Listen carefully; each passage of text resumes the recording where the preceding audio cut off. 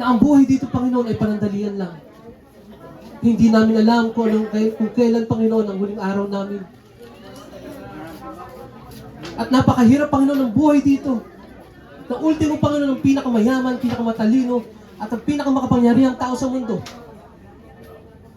ay hindi natagpuan ng kasiyahan at kagalakan at lubos. Ngunit sa kanyang ginawa, Panginoon, iniwanan niya kami ng katotohanan.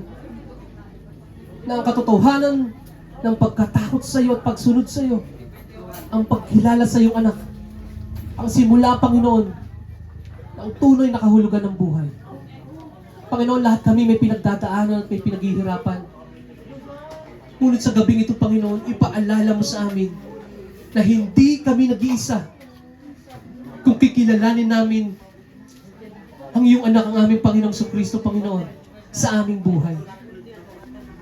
Turugin mo, Panginoon, ang puso ng bawat isa.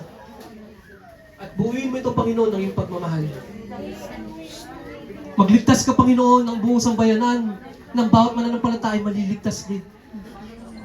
Huwag mo pong hayaan, Panginoon, na ang mga tao, Panginoon, ay aalis dito na hindi naintindihan ng iyong salita.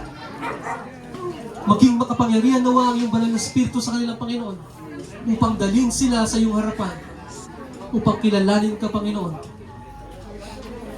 at paglingkuran. Salamat po, Amang Diyos, ito ang aming dalangin sa pangalan ni Jesus. Amen. Amen.